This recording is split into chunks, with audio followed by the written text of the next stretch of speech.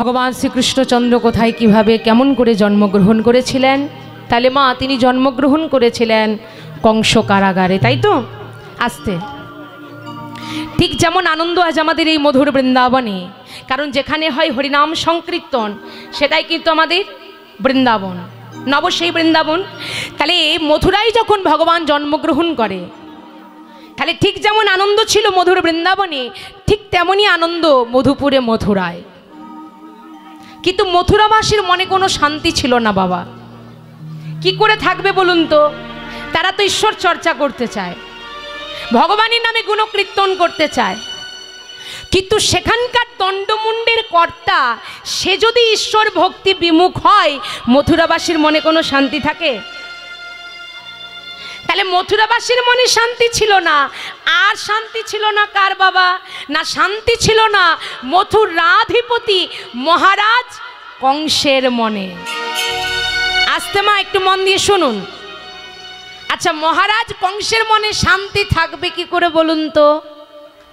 যে অন্যদেরকে শান্তিতে থাকতে দেয় না, হ্যাঁ মা, যে অপরকে শান্তিতে থাকতে দেয় না, সে নিজে কখনো শান্তিতে থাকবে? কি বলেন বাবা? আমি অন্যদেরকে শান্তিতে থাকতে দেব না, কার কি করে ক্ষতি হয়, কি করলে পরে তার ক্ষতি হবে, হ্যাঁ, তাহলে আমি নিজে সুখে থাকতে পারবো, শান্তিতে থাকতে পারবো? তাহলে মহারাজ কংস মনে মনে ভাবছে, তার মনে তো কোনো শান্তি নেই, মনে মনে ভাবছে, আরে আমাকে কেউ কোনোদিনের জন্য এই এতটুকু, আস্তে আস্তে গল্প নয়, এই এতটুকু স্নেহ প্রীতি প্রেম ভালোবাসা আমি কোনোদিন কারো কাছ থেকে পেলাম না। না, আজ আমাকে এমন একটা কিছু করতে হবে যা করলে আমি এই প্রজাদের মনটাকে জয় করে নিতে পারবো। তাহলে এখন আমি কি করব? মহারাজ কংস মনে মনে ভাবছে, তাহলে রাতারাতি কি আমি ভগবানের ভক্ত হয়ে যাব? কারণ প্রজারা ভগবান ছাড়া আর কোনো কিছু জানে না। তাহলে আমি যদি ভক্ত হয়ে যাই, তাহলে তাদের মনটাকে জয় করে নিতে পারবো। হ্যাঁ, আপনি যে পথের পথিক হবেন, অপরজনকে যদি দেখেন সেও আপনার পথের পথিক, তাহলে কি ভালো লাগবে না মা? লাগবে না? তা মহারাজ কংস বলছে প্রজারা ভগবানকে ছাড়া কিছু জানে না, তাহলে আমিও ভক্ত হয়ে যাই। আবার মনে মনে ভাবছে, না না না না, এরা যারা প্রজা, এরা কিছুতেই বিশ্বাস করবে না যে আমি ভগবানের ভক্ত হয়ে গেছি। হ্যাঁ বাবা, কি করে করা যায়? মনে করুন আপনাদের এখানেরই কথা বলছি, হয়তো কোনো একজন ব্যক্তি সে কোনোদিন ভগবানকে ভালোবাসে না, সে ভগবান কি জিনিস বিশ্বাসই করে না। অনেকে থাকে দেখবেন, তিলক সেবা দেখলে গলায় মালা যদি দেখে না, ঠাট্টা করে, হাসি মজা করে, বাবা ভক্ত হয়েছে বলে না। আর হঠাৎ করে যদি আপনি কাল সকালবেলায় দেখেন যে ওই ব্যক্তি তিলক সেবা করেছে, গলায় মালা লয়েছে, একেবারে বেশভূষণ আলাদা করে দিয়েছে, ভক্ত হয়ে গেছে, আমরা চট করে বিশ্বাস করব বাবা? করব? বিশ্বাস করবো? এত সহজে মানতে কিন্তু পারবো না। মনে মনে ভাববো, ব্যাপারটা কি, এর পিছনে নিশ্চয় কোনো কারণ আছে বা কোনো উদ্দেশ্য আছে, এটাই তো মনে মনে করব। তাই মহারাজ কংস বলছে, আমি যদি রাতারাতি ভক্ত হয়ে যাই, এরা যারা প্রজা, এরা কেউ বিশ্বাস করবেই না যে আমি ভক্ত হয়ে গেছি। যে দুরাচারী কংস, সে যদি ভক্ত হয়ে যায়, বিশ্বাস করা যায়? তাহলে এখন কি করা যায়? মহারাজ কংস মনে মনে ভাবছে, চালাকির পথকে আশ্রয় করব। তিনি চালাকির পথকে আশ্রয় করে কি করলো জানেন মা? দেবকী, তার ভগিনী দেবকীর সঙ্গে ওই যে চালাকির পথ আশ্রয় করব। আমার দেখবেন আরও একটা কথা, চালাকির দ্বারা বাবা দেখবেন কোনো মহৎ কার্য কিন্তু কোনোদিন সিদ্ধ হয় না। যে যত করবে চালাকি, পিছে দেখবে জ্বালাকি। যদি মনে করেন যে চালাকি করে কোনো কাজ আমি হাসিল করে নেব, দেখবেন আপনার পিছনে অনেক জ্বালা এসে দাঁড়িয়ে গেছে। হ্যাঁ, চালাকির দ্বারা কিন্তু কোনোদিন কোনো মহৎ কার্য সিদ্ধ হয় না। মহারাজ কংস চালাকির পথকে আশ্রয় করে বললেন, আমায় দেখতে হবে এই বৃন্দাবনের মধ্যে পরম বৈষ্ণব কে আছে। পরম বৈষ্ণবকে কাকে পেল? নামাচার্য বসুদেবকে। নামাচার্য বসুদেবকে এনে মা তার ভগিনী দেবকীর সঙ্গে বিবাহ দিয়ে দিলেন। এমন বিবাহ দিলেন, একটা কুমারী কন্যা দানের সাথে সাথে কত সহস্র কুমারী কন্যা দান করলেন। প্রজাদের মন নিতে হবে আর কি, প্রজাদের মনটাকে জয় করতে হবে। কত যৌতুক দান করে দিলেন, কত অটুট ভক্তি দান করলেন। এত কিছু করেও মহারাজ কংস ক্ষান্ত হলেন না। শেষে কি করেছিল? একটা সপ্ত ঘোড়ার রথ তৈরি করেছিলেন। সেই রথ তৈরি করে রথের মধ্যে দেবকী আর বসুদেবকে চাপিয়ে নগরে নগরে রথ পরিচালনা করছে। আর যেই ওই রথ দেখছে সেই মহারাজ কংসের নামে এবার জয়ধ্বনি দিচ্ছে, জয় মথুরাধিপতি মহারাজ কংসের জয়, জয় জয় মথুরাধিপতি মহারাজ কংসের জয়, জয় জয় মথুরাধিপতি মহারাজ কংসের জয়, জয়। মহারাজ কংস আনন্দে আত্মহারা হয়ে বলে, ওই দেখো, ওই তো, আহা, আর কোনো চিন্তা নেই, আর কোনো ভাবনা নেই। সারা মথুরাই কেমন আমার নামে জয় ঢাক বেজেছে। আনন্দে আত্মহারা হয়ে নগরে নগরে রথ পরিচালনা করছে। বাবা, এবার রথ পরিচালনা করতে করতে হঠাৎ মহারাজ কংসের জল পিপাসা পেল। এত জোর জল পিপাসা পেয়েছে মা, সে আর রথটাকে পরিচালনা করতে পারছেন না। রথটাকে রাস্তার মধ্যে দাঁড় করিয়ে দিয়ে চলে গেল দূরে সরোবরে। মহারাজ কংস এবার জল নিয়েছেই, হাতে নিয়েছে, এবার পান করবে, জলটাকে নিয়েছে, পান করবে। ঠিক সেই সময় আকাশবাণী হচ্ছে, দৈববাণী হচ্ছে। কেউ যেন চিৎকার করে বলে উঠলেন, কংস, কংস, কে তুই? তোর এত বড় সাহস, তুই আমার নাম ধরে ডাকছিস? কে তুই? সামনে আয়, তোকে আমি দেখতে পাচ্ছি না কেন? দাঁড়াও কংস, এত উত্তেজিত হলে হয়? আমি কে জানো? আমি সেই নিয়তি। নিয়তি? তুই আসরিক, তোকে যদি আমি দেখতে পেতাম এই শানিত কৃপান দিয়ে তোকে আমি টুকরো টুকরো টুকরো করে দিতাম। কি জন্য তুই এখানে এসেছিস? কি বলতে চাস? শুনবে ও কংস, আমি কি জন্য এসেছি তুমি শুনবে। শোনো কংস, ও তুমি যাহারে লইয়া আনন্দে মাতিয়া করিছ নগর ভ্রমণ, করিছ নগর ভ্রমণ। নিতাই গৌর হরিব। ও তুমি যাহারে লাগিয়া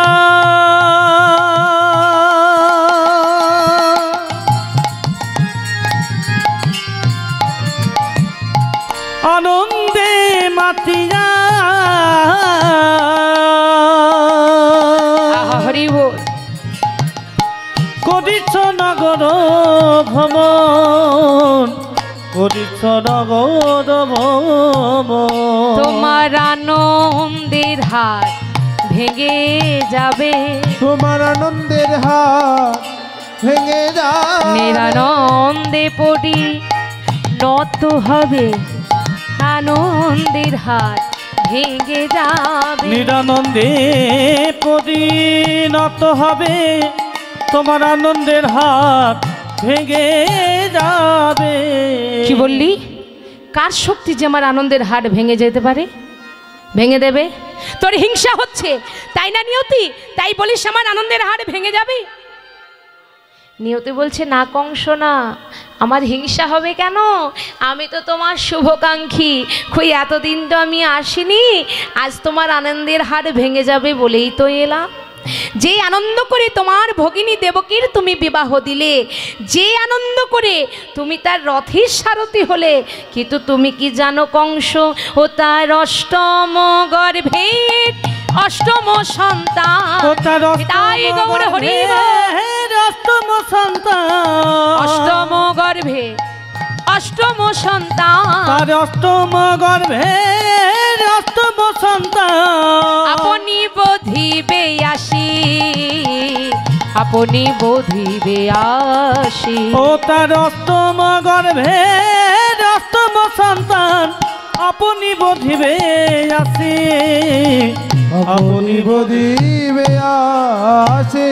রাখবে না রে, না না রাখবে না রে, রাখবে না রে, রাখিবে না বংশে রে। বাতি দিতে কাউকে রাখবে না রে, বংশে বাতি দিতে কাউকে রাখবে না রে, বংশে নিধন করে দেবে, বাতি দিতে কাউকে রাখবে না রে। সবংশে নিধন করে দেবে, বাতি দিতে কাউকে রাখবে না রে।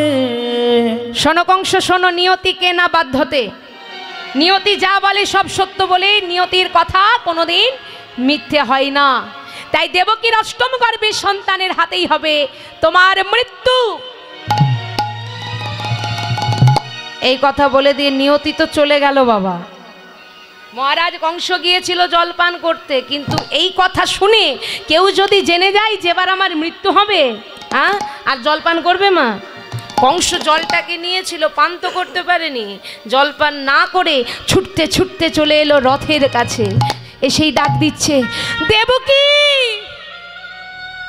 ওরে দেবকী, শোন শোন, সেই আনন্দ করে আমি তোর বিবাহ দিলাম, সেই আনন্দ করে আমি তোর রথের সারথি হলাম, ওই নিয়তি আমায় কি বলে গেল জানিস? আমায় জানিয়ে দিয়ে গেল যে তোর অষ্টম গর্ভে সন্তানের হাতে নাকি আমার মৃত্যু না, আমি বেঁচে থাকতে তো আমার মৃত্যুকে জন্ম দিতে পারি না। এই কথা বলে কংস ওই রথ থেকে দেবকীর চুলের মুঠি ধরে নামিয়ে একটা শানিত কৃপাণ বের করে দেবকীকে হত্যা করতে যাচ্ছে। ঠিক সেই সময় বাধা দিয়েছিলেন বসুদেব। দাঁড়াও কংস, দাঁড়াও, অনেক রাজা ছিল, মহারাজা ছিল, তুমি তাদের সঙ্গে তো তোমার ভগিনী দেবকীর বিবাহ দিতে পারতে, কিন্তু তুমি আমার কি দেখে তোমার ভগিনী দেবকীর বিবাহ আমার সাথে দিলে? আমার তো কোনো কিছুই নেই, আমার সত্য, নিষ্ঠা, ভক্তি, প্রেম, এই দেখে তো। এই যদি হয়, কংস, আমি তোমায় কথা দিচ্ছি, ওই দেবকীর অষ্টম গর্ভের জন্ম হওয়া মাত্রই সেই সন্তানকে আমি তোমার হাতে তুলে দেব, আর যতদিন পর্যন্ত সেই সন্তানের জন্ম না হবে ততদিন আমাদের দুজনকে নিয়ে গিয়ে তোমার ওই অন্ধকার দুর্গন্ধময় কারাগারে নিক্ষেপ করে দাও। হরি বল, হরি বল। তবু তুমি দেবকীকে হত্যা করো না কংস, দয়া করে আর তুমি নারী হত্যা করো না, আর তুমি পাপ বাড়িও না কংস, নারী হত্যা যে মহাপাপ। মহারাজ কংস এই কথা শুনে দেবকী আর বসুদেবকে নিয়ে এলো মা রাজপ্রাসাদে নিয়ে এসে রক্ষী প্রহরীদের আদেশ করে বললেন, যা, তোরা কি কোথায় আছিস, এদের দুজনকে নিয়ে গিয়ে ওই অন্ধকার দুর্গন্ধময় কারাগারে নিক্ষেপ করে দে। বাবা, রক্ষী প্রহরীরা কথা শুনে দেবকী আর বসুদেবকে অন্ধকার দুর্গন্ধময় কারাগারে নিক্ষেপ করে দিও মা, হাতে পায়ে শৃঙ্খল বেঁধে দিয়ে। চিন্তা করুন, শৃঙ্খল মানে বুঝতে পারছেন তো মা? শিকল দিয়ে হাতে পায়ে ভালো করে বেঁধে আর কারাগারে রেখে দিলেন দেবকী আর বসুদেবকে। ওই অন্ধকার দুর্গন্ধময় কারাগারে বসে বসে কাঁদছে আর বলছে, স্বামী, বলতে পারো কি অপরাধ করেছিলাম আমরা? কোথায় ভেবেছিলাম বিয়ের পর আমি শ্বশুরালয়ে যাব, শ্বশুরালয়ে গিয়ে আমি সুখের ঘর বাঁধবো, সেই ঘর আমার আলোয় আলোকিত হয়ে উঠবে। বলো না, বলো না স্বামী, বলো আমার কি ভাগ্যে ছিল, বলো না। কেন কেন আমাদেরকে অন্ধকার দুর্গন্ধময় কারাগারে আসতে হলো, বলো না। বসুদেব বলে, দেবকী তুমি কেঁদো না, এই হচ্ছে বিধির বিধান। তিনি যা ভালো বুঝেছে তাই করেছে। ভগবান যা করে বাবা তা ভালোর জন্যই করে। দেবকী তুমি কেঁদো না, তিনি ভালো বুঝেছে বলেই আমাদেরকে এখানে পাঠিয়েছে। এসো এসো, এখানে বসে আমরা তাকে ডাকবো, তার নাম করব। দেবকী আর বসুদেব ওই অন্ধকার দুর্গন্ধময় কারাগারে বসে বসে ডাকতে ডাকতে কাঁদতে কাঁদতে 1 বৎসর পেরিয়ে গেল বাবা। 1 বৎসর পর এক সন্তানের জন্ম হলো। যেই না জন্ম হয়েছে মা, ক্রন্দনধ্বনি পৌঁছে গেল মহারাজ কংসের কর্ণে। কান্নার আওয়াজ। মহারাজ কংস ছুটতে ছুটতে এসেছে। বসুদেব, বসুদেব কোথায়, কোথায় সেই সন্তান, দাও আমার হাতে তুলে দাও। পিতা বসুদেব সেই সন্তানটিকে লয়ে মহারাজ কংসের হাতে তুলে দিয়েছে। এবার মহারাজ কংস সেই সন্তানটিকে দেখে মনে মনে ভাবছে, বাবা দেখুন, লক্ষ্য করুন মায়া কেমন জিনিস। এই সংসারে আমরা মায়াবদ্ধ জীব, আমরাও কিন্তু মায়াতে আবদ্ধ আছি, নই মা? নাহলে তো সবই হয়ে যেত। সকালবেলায় ঘুম থেকে উঠে ওই যে মায়া, আমার ছেলে, আমার বাড়ি, আমার মেয়ে, আমার গাড়ি, আমার সংসার, এই যে মায়া। দেখুন ছেলেটাকে কোলে তুলেছে কংস, ছেলেটাকে দেখে মনে মনে ভাবছে, আরে আরে এ তো দেবকীর প্রথম গর্ভের সন্তান, মানে আমার ভাগ্নে, আমার ভাগ্নে।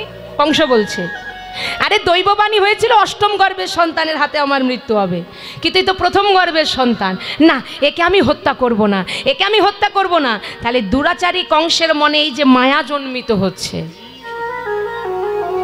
এই যদি মায়াটা থেকে যায় তাহলে ভগবানের আসতে আরো দেরি হয়ে যাবে। তাহলে মায়াজালটাকে দূর করাতে হবে। আর এই মায়াজালটাকে দূর করবে কে? আমাদের দেবশ্রী নারদমণি। তাহলে আজ পাঠাচ্ছে কাকে? স্বর্গ থেকে পাঠিয়ে দিচ্ছে দেবশ্রী নারদমণিকে মায়াজালটাকে দূর করবার জন্য। এবার নারদমণি এসে কি করছে দেখুন। এসেই দাঁড়িয়েছে মহারাজ কংসের কাছে, এসেই বলছে, এ কি মহারাজ, এ কি আপনার কোলে একটা শিশু, কার সন্তান মহারাজ? নারদ সবই জানে। নারদ তো নারদ বাবা, যার কাছে কিছুই রদ হয় না তাকেই বলা হয়েছে নারদ। আমার নারদ দেখেছেন স্বভাব কেমন হয়? নারদের স্বভাব কেমন বাবা? কুটিল স্বভাব, ভালো কাজে বাধা দেওয়া, এটাই নারদের স্বভাব। হ্যাঁ, এর কথা ওকে, ওর কথা তাকে, কার বাড়িতে কি রান্না হচ্ছে, কি নিয়ে ঝগড়া হচ্ছে, যার কাছে সব খবর থাকে তাকেই বলা হয় নারদ। আপনাদের এখানে 2-4টে নারদ নেই? তা আপনাদের এখানে আছে কিনা আমি বলতে পারবো না, কিন্তু আমাদের দলের মধ্যে দেখে রাখুন একজন নারদ আছে। হ্যাঁ, কিন্তু নারদটা যে কে আমি দেখিয়ে দেব না, বলবো না, কেউ বলেও দেব না। কারণ যদি বলে দিই এত এত ভক্তের কাছে, আমাদের নিজেদের মধ্যে ঝগড়া হয়ে যাবে, পরবর্তী গানে আর আসতেই চাইবে না। তাহলে মুখচুক আবভাব দেখে আপনারা বুঝে নেন নারদটা কে হতে পারে। এবার নারদ এসে জিজ্ঞাসা করছে, এ কার সন্তান মহারাজ? মহারাজ কংস বলছে, নারদ এ হচ্ছে আমার ভগিনীর সন্তান, মানে আমার ভাগ্নে। কংস বলছেন ভাগ্নে? নারদমুনি বলছে, কি মহারাজ, কিন্তু দৈববাণী হয়েছিল না? হ্যাঁ হয়েছিল তো, কিন্তু কি দৈববাণী হয়েছিল জানো? যে দেবকীর 8ম গর্ভের সন্তানের হাতে আমার মৃত্যু। কিন্তু বলো নারদ, এ তো দেবকীর 1ম গর্ভের সন্তান, তাহলে আমার ভাগ্নে, তাহলে একে কেন আমি হত্যা করতে যাব? নারদ বলছে, এখানেই আমার উদ্দেশ্যটা পূর্ণ করতে হবে। যখনই বলছে আমার ভাগ্নে 1ম গর্ভের সন্তান, নারদ তখন বলছে, মহারাজ কিন্তু আপনাকে বলেছে, দৈববাণী হয়েছে যে অষ্টম গর্ভের সন্তানের হাতে আপনার মৃত্যু, নারদ বলছে। কিন্তু মহারাজ, ওই অষ্টম গর্ভের সন্তান যদি এই প্রথম গর্ভেই এসে থাকে, আপনি কি বুঝতে পারবেন? বল হরি। মহারাজ কংস বলছে, নারদ এও কি সম্ভব? নারদ বলছে, মহারাজ সবই সম্ভব, আমি আপনাকে বুঝিয়ে দিচ্ছি। আপনাকে বলেছে অষ্টম গর্ভের সন্তানের হাতে মৃত্যু, কিন্তু মহারাজ আপনি এই দিক থেকে গুনুন, 1 2 3 4 5 6 7 8, আবার উল্টো দিক থেকে গুনে আসুন, প্রথম থেকে ওই দিকে 1 2 3 4, এদিকে 8, আবার এই দিক থেকে যদি গোনেন এখানেও কিন্তু 8। নারদ বুঝিয়ে দিচ্ছে আর কি, এই দিক থেকে গুনলে ওখানে 8, আবার 8-এর দিক থেকে 1 2 3 4 5 6 7 8, এদিকেও 8 এদিকেও 8। যেই না এই কথা বলেছে মহারাজ, কংস মনে মনে ভাবছে এও কি সম্ভব? বলছে, মহারাজ ওই অষ্টম গর্ভের সন্তান যদি এই প্রথম গর্ভে এসে থাকে, আর ওই দিক থেকে যদি গোনা হয়, তাহলে এটাও তো অষ্টম গর্ভের সন্তান হচ্ছে। এও কি সম্ভব? কংস বলছে এও কি সম্ভব? নারদ বলছে সবই সম্ভব মহারাজ, ওই ইচ্ছাময় যদি ইচ্ছা করেন তাহলে সবই সম্ভব। হরি বল, হরি বল। তাই তো বলছি, মায়াজাল দূর করে এই সন্তানকে নিয়ে গিয়ে ওই পাথরের মধ্যে এই আছড়ে হত্যা করে দিন। মহারাজ কংস আর দেরি না করে ওই প্রথম গর্ভের সন্তানটিকে লয়ে গিয়ে আর ওই পাথরের মধ্যে নিয়ে গিয়ে আছড়ে হত্যা করে দিলেন মা। হরি বল, হরি বল। তাহলে দেবকীর প্রথম গর্ভের সন্তানের মৃত্যু হলো। পরপর এইভাবে দেবকীর 6টি সন্তানের জন্ম হয়। মন দিয়ে শুনবেন মা, 6টি সন্তানের জন্ম হলো, আর এই 6টি সন্তানকে নিয়ে গিয়ে একইভাবে মহারাজ কংস ওই পাথরের মধ্যে আছড়ে আছড়ে হত্যা করে দিলেন। বল হরি।